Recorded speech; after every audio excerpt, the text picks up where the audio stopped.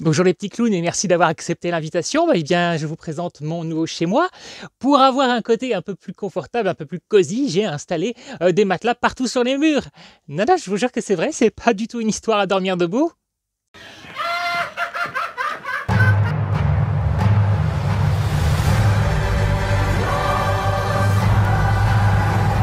Ça y est, je l'ai enfin vu, le film que j'attendais le plus de l'année. Et j'ai pas pris la grosse claquasse que j'espérais. Pourquoi c'était le film que j'attendais le plus cette année? Parce que déjà, l'univers Batman est mon univers de super-héros préféré. Je trouve que Batman a les meilleurs super-vilains. J'adore le Joker, que je trouve être l'un des personnages les plus intéressants, tout confondu. Et mon personnage féminin préféré, c'est Harley Quinn. J'adore Lady Gaga, j'avais beaucoup aimé le premier film. J'avais aimé ce qu'il proposait, alors que c'était vraiment en dehors des clous instaurés jusqu'ici par DC Comics.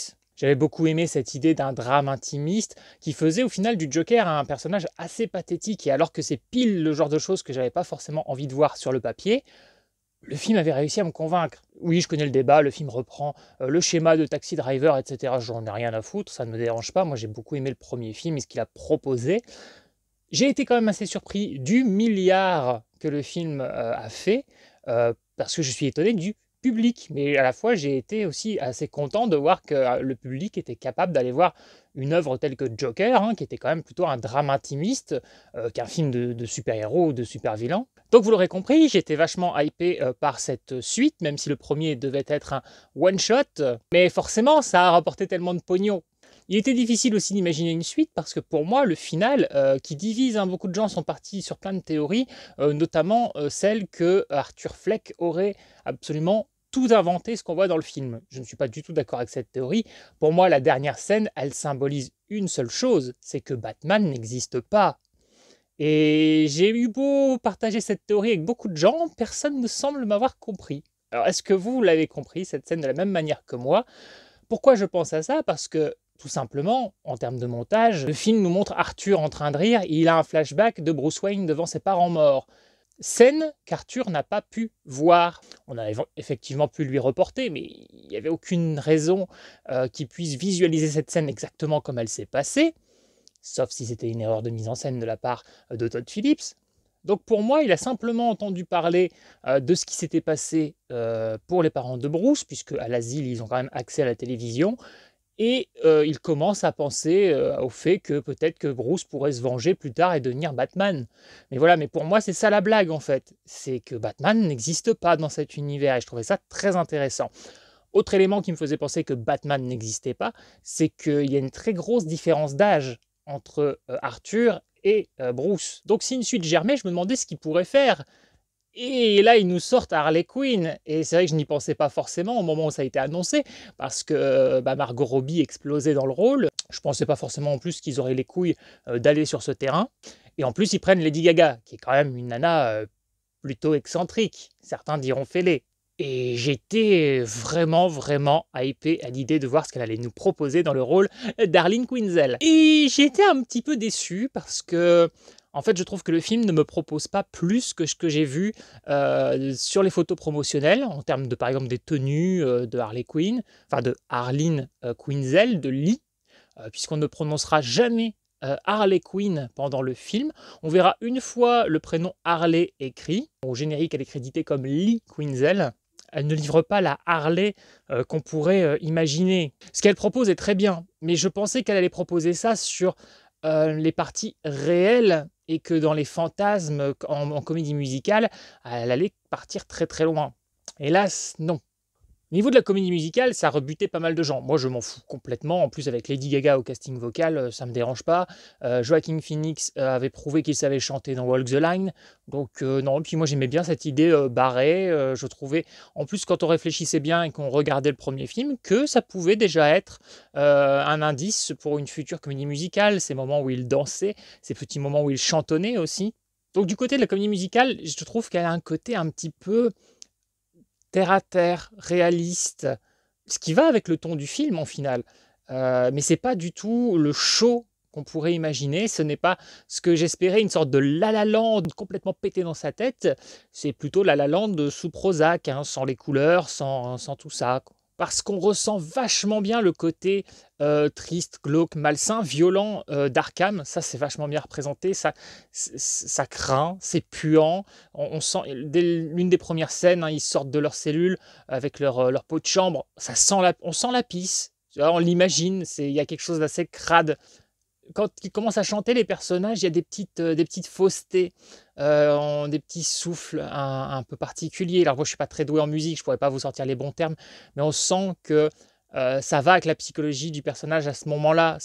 Il ne chante pas de manière fantasmée, ça s'améliore après, mais on est assez rarement dans quelque chose de parfait dans une comédie musicale digne de Broadway, à part quelques petites scènes. J'ai envie de dire que j'ai pas vu la vraie Harley, mais au final, on n'a jamais vu non plus le vrai Joker dans cette saga, dans ce diptyque, comme on n'a jamais vu le vrai univers Batman, et comme ici, au final, ça ne sera pas une vraie comédie musicale. On est un peu, je trouve, le cul entre deux chaises. Alors, c'est un drame musical, et récemment, j'en ai vu un au cinéma, j'ai vu Emilia Pérez, et je trouvais que la partie musicale était beaucoup plus fantasmatique.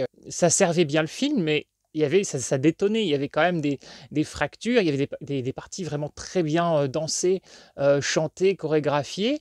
J'ai pas retrouvé ça dans Folie à deux. Ça s'appelle Folie à deux. Je trouve que Lady Gaga n'est pas assez présente. Le personnage d'Harley n'est pas assez approfondi. On est encore beaucoup sur Arthur. Alors pourquoi pas, hein, Joaquin Phoenix était très bien dans le rôle. Sauf qu'on fait que prolonger le premier film. Ce qui me dérange pas, moi j'ai toujours été très fan des sagas de films, j'ai toujours aimé retrouver les personnages, même quand parfois c'était un peu inutile, c'était juste du bonus. La seule chose que je demande à une suite, c'est de ne pas dénaturer la franchise. Ici, ça ne dénature rien pour moi, selon mes goûts, selon comment j'ai apprécié le premier film, mais ça apporte pas grand-chose. Et c'est dommage, moi je pensais que l'apport, ça allait être justement Harley. Je pense que pour beaucoup, ce film paraîtra inutile. Moi, comme je vous l'ai dit, c'est une prolongation du plaisir, ça ne me dérange pas. Mais voilà, le plaisir est prolongé. Et j'ai pas forcément eu un deuxième orgasme. Faut dire que la deuxième fois, ça peine toujours un peu plus à venir, hein. Et justement, en parlant de ça, je trouve que le film tire un petit peu en longueur. Et ça m'ennuie de dire ça parce que j'avais vraiment envie de prendre une clacasse, j'avais vraiment envie de l'aimer. Je l'ai aimé, mais je ne l'ai pas surkiffé. Et c'est ce que je voulais. C'est un film qui va s'axer au final plus sur Arthur que sur le Joker. C'est ce que faisait déjà d'ailleurs le premier film. On désiconise beaucoup l'univers Batman, hein. Bruce Wayne n'est pas Batman, en tout cas selon mon interprétation du premier film. Ce Joker est un Joker complètement pathétique. Sur le papier, quand on nous annonçait un Joker handicapé mental qui avait ce handicap d'un rire qui ne pouvait pas contrôler, un personnage faible qui se faisait tabasser et qui au final ne pète un câble qu'une fois, puisque avant ça, bon, il a fait que se défendre. C'est pas du tout l'image qu'on avait du Joker. Et je trouvais que malgré tout, ils avaient bien réussi leur coup. Ici, c'est pareil, mais on va encore plus, je trouve, approfondir le côté pathétique du personnage, mais victimisé aussi. Ce qui fait qu'on tient avec lui, on s'attache à lui, on comprend pourquoi il devient ce qu'il est devenu. Mais je vous en dirai un petit peu plus dans la partie spoiler.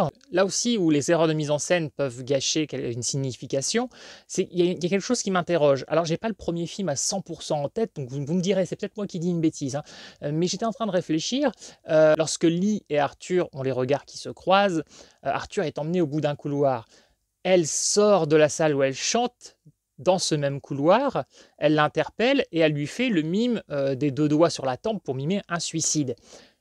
Et là, je me dis deux choses. Est-ce qu'elle existe, Lee, parce qu'elle est sortie de la salle?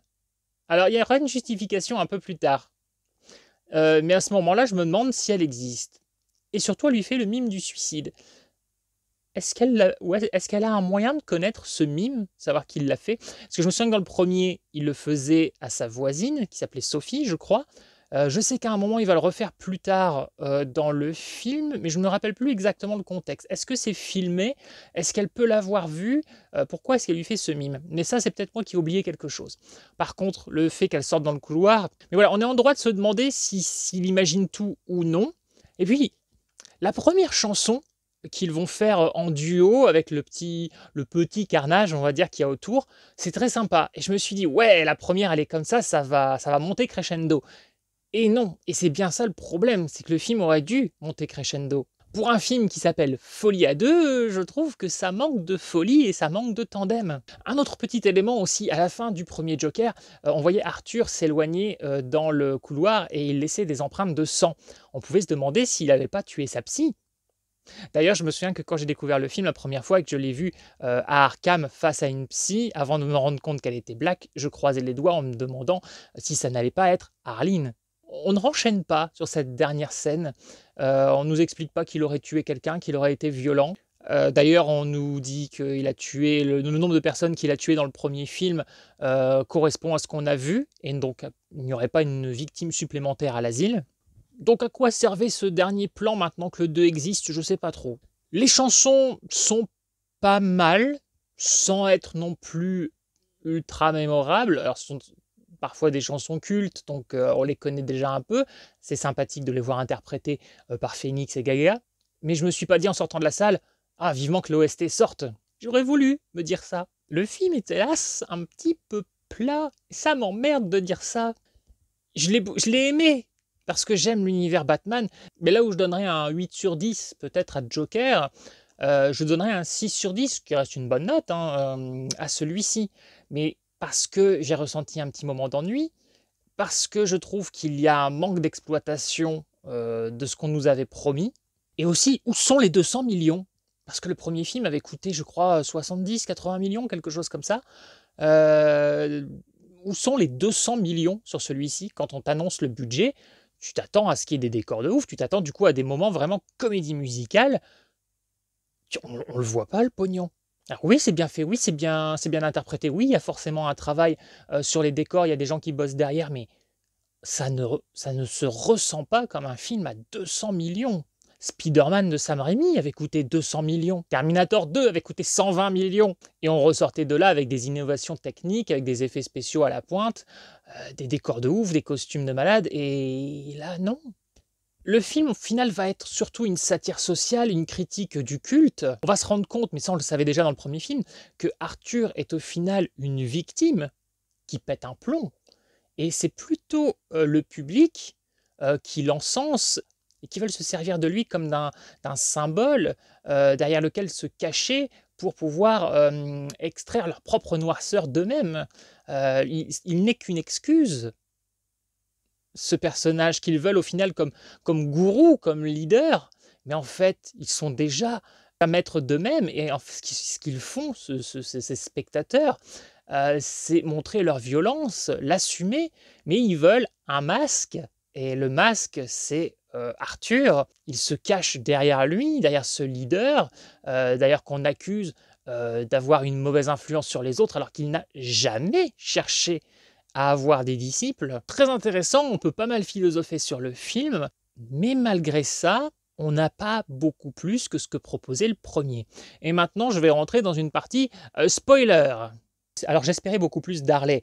Forcément, j'en suis fan. Ce qui ne veut pas dire que je n'aime pas ce que propose Lady Gaga, mais le problème, c'est que on nous avait montré une bande-annonce qui était plutôt rythmée, qui pouvait présager un peu de dinguerie, et le début du film nous vend aussi un petit peu de dinguerie, et au final, elle ne sert plus à grand-chose au fur et à mesure du film. Je m'explique. L'une des premières scènes, c'est lorsqu'elle va prendre sa clope, prendre des allumettes et carrément cramer un piano dans une salle de projection, ce qui va faire cramer la salle. Donc tous les mecs d'Arkham courent dans tous les sens, donc c'est le gros bordel. Et ils vont même jusqu'à s'enfuir main dans la main, s'accrocher aux grilles d'Arkham pendant qu'on les photographie, les journalistes qui sont là, etc. Il y a un début prometteur. Alors le fait que ça ne soit pas une grosse dinguerie en termes de chorégraphie, de décor, qu'on ne soit pas dans un énorme fantasme, on n'est pas dans Grease, n'est pas si dérangeant que ça, puisque c'est l'esprit du film. Mais on sentait, malgré ce côté terre-à-terre de cette première scène, on sentait la comédie musicale, on sentait le tandem, on sentait un peu la dinguerie de ce personnage. D'ailleurs, à un moment, je me suis dit, mais elle va être plus dingue que lui, parce qu'on sent qu'elle a une mauvaise influence sur lui. Elle veut faire ressortir le Joker, parce que ce qui intéresse Lee, ce n'est pas Arthur, c'est le Joker. Et ça, c'est très intéressant. On se rend compte aussi qu'elle s'est fait interner volontairement, qu'elle a fait des études de psycho, et ça, j'adore ce tout petit détail qui est donné à un moment. Pourquoi? Parce que Harleen Quinzel est d'abord censée être la psy du Joker. Donc on sent que Lee est une manipulatrice. Elle lui a menti sur 2-3 points. On sent qu'elle veut ramener à elle la célébrité. Et au final, on se rend compte que ça, c'était un vrai apport au film. Sauf qu'ils vont abandonner ça assez vite et on va retourner sur Arthur et beaucoup trop longtemps. Il y avait tellement de choses à exploiter sur l'excentricité, sur le narcissisme de Harley, de faire une Harley qui manipule le Joker. Ce qui aurait été une première. Voir cette psy, elle aussi, se servir de lui, comme quoi Arthur n'aurait pu faire confiance à vraiment personne. Alors là, c'est ce qui se passe, mais c'est à peine effleuré, je trouve.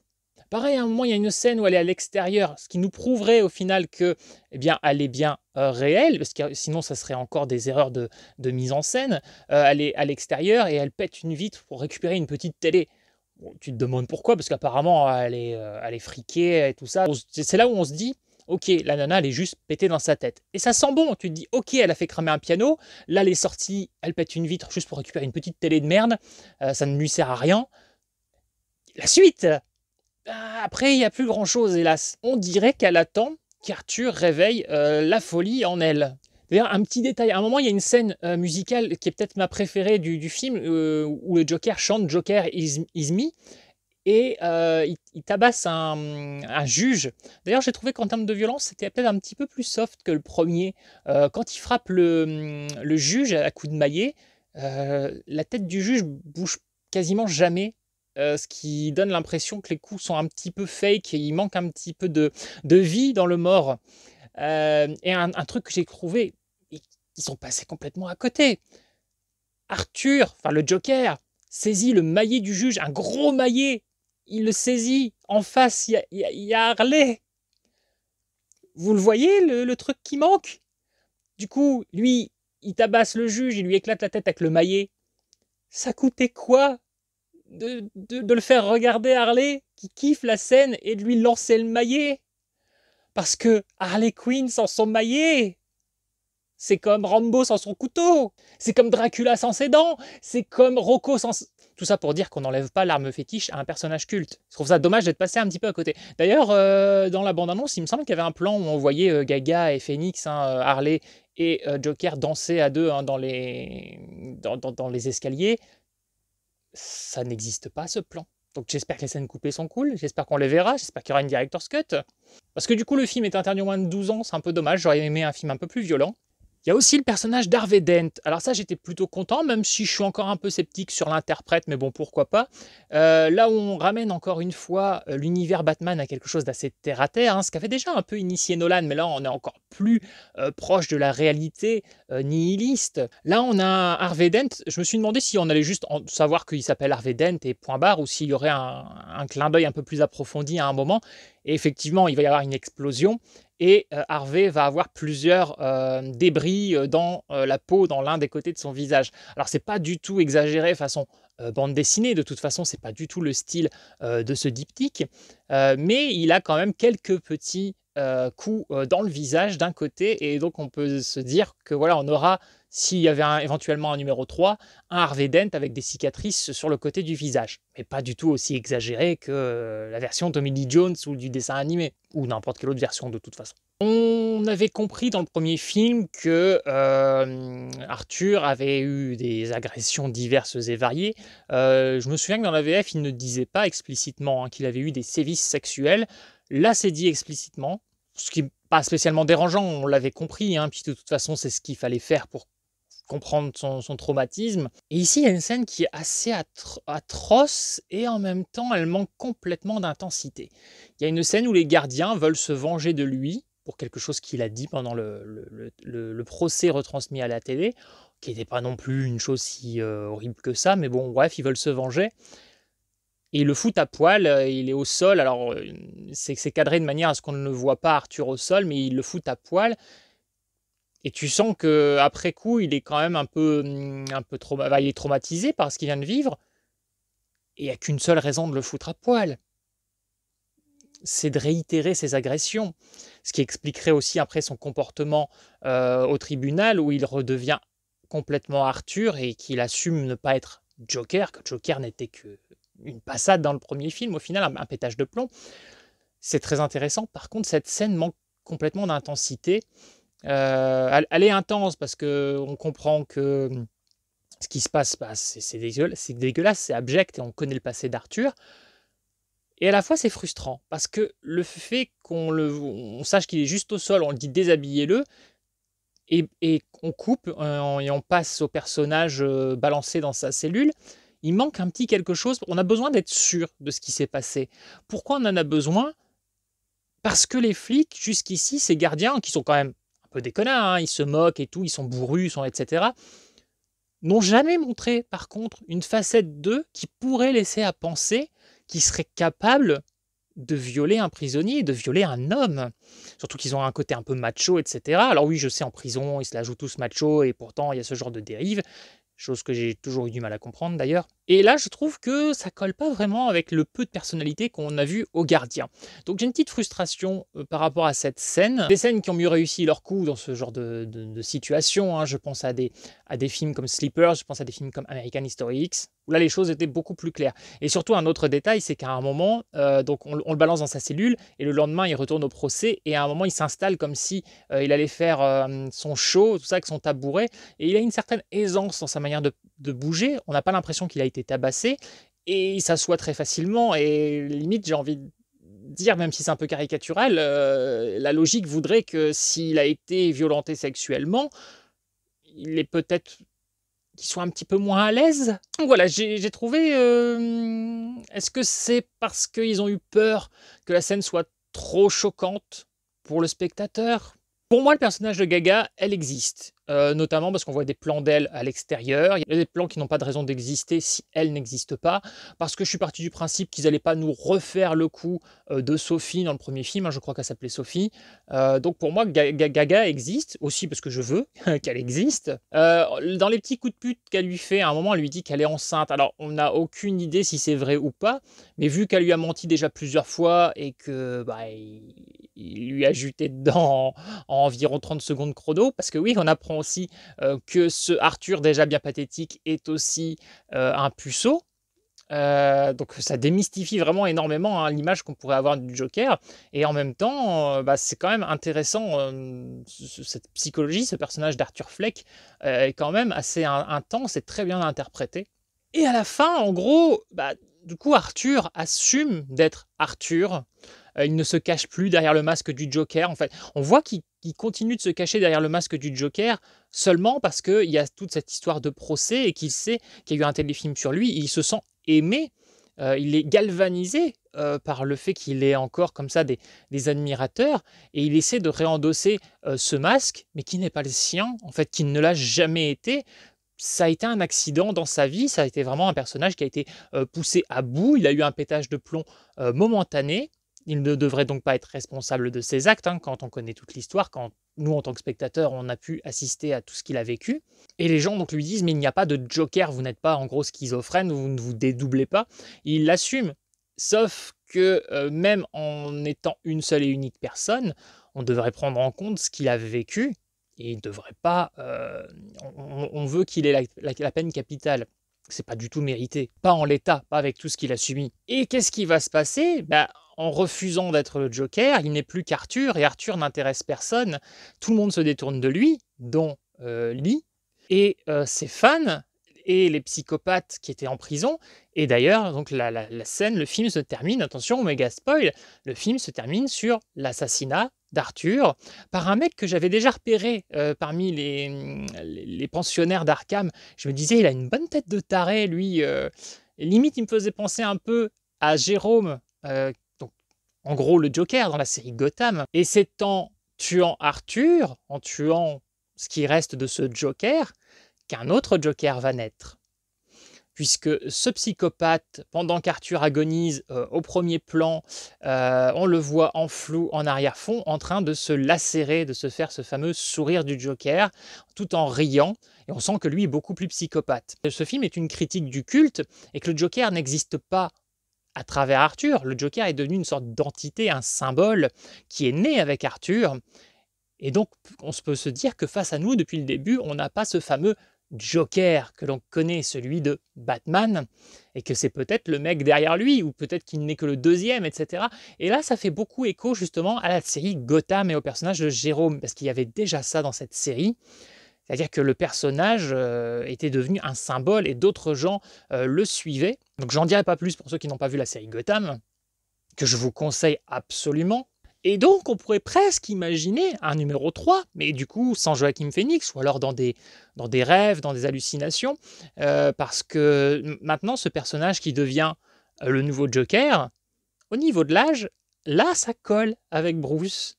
Alors, pourrait-on avoir un Bruce qui devient un Batman un peu terre-à-terre, un peu réaliste, hein, dans un drame? Ça pourrait être très intéressant d'avoir quelque chose comme ça, fait avec la patte du premier film, mais axé sur Bruce. Ce qui aurait pu être intéressant aussi, je pensais pendant le film, c'était un préquel à Folie à deux axé sur Harley Quinn, enfin sur du coup sur Lee Quinzel. Sauf que bon, elle est tellement peu creusée dans ce film-là, je me rends compte qu'il n'y a peut-être pas grand-chose à creuser pour un film complet.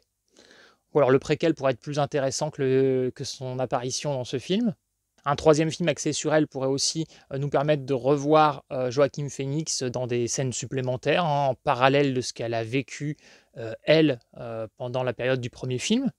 Je donne des idées, hein, vu que si celui-ci cartonne, ils voudront sûrement faire un 3, hein, même s'ils l'ont buté à la fin du 2 pour dire ça y est, c'est fini. Peut-être pas. Hein. Ici, il y aura zéro clin d'œil par contre donc, au Wayne et à Bruce. Ah oui, puis il y a eu un autre élément. On voit que dans cet hôpital, pour une fois, ils sont pas aussi cons que dans d'autres. Quand ils prennent leur médoc, on leur demande d'ouvrir la bouche et d'ouvrir bien la bouche, langue baissée et langue relevée. Ce qu'il faut faire, puisque dans la plupart des films où ils veulent pas prendre leur médoc, ils cachent les médocs sous leur langue. Le truc complètement débile. Tu te dis, mais c'est tellement évident. Et à un moment, Lee Quinzel demande à Arthur d'arrêter de prendre ses médocs. Et il dit que c'est déjà ce qu'il fait. Sauf que la scène précédente, on l'a vu avaler ses médocs, on n'a pas d'indice s'il arrive à ne plus les prendre. D'ailleurs, on pourrait se dire que c'est assez étonnant du coup que sa folie revienne. Est-ce qu'il est simplement galvanisé par l'amour des autres? Mais je trouve qu'il y a un truc qui n'est pas clair par rapport à son interruption de prise de médoc. Donc voilà, globalement, je vais dire que c'est un bon film, puisqu'il est dans la veine du premier, qu'il le prolonge. Je dirais quand même qu'il est un peu en dessous, et par rapport à mes attentes, il y a une claire déception. Peut-être que je l'apprécierai un petit peu plus à la seconde vision. Je pense quand même qu'il est un petit peu longué pour ne pas nous offrir grand-chose de plus. Hein. Ma plus grosse critique sera de ne pas avoir approfondi assez Arline. Bon voilà, je crois que j'ai fait un peu le tour. J'avais espéré vous dire que ça serait le meilleur film que j'ai vu de l'année. Ça ne sera pas celui-ci. À la fin de l'année, je vous ferai un récap de toutes les séances cinéma que je me suis fait. Je vous ferai un petit classement. Je sais hélas déjà d'avance que ce ne sera pas Folie à deux qui arrivera en première place alors que je l'espérais. Voilà, je pense que je vais finir cette vidéo sur une blague. Le problème c'est que j'ai pas encore écrit la blague, j'ai juste la chute.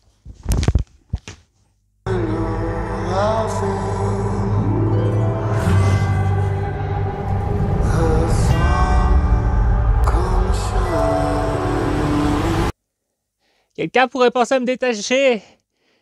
Je voudrais me gratter le nez. Et le reste?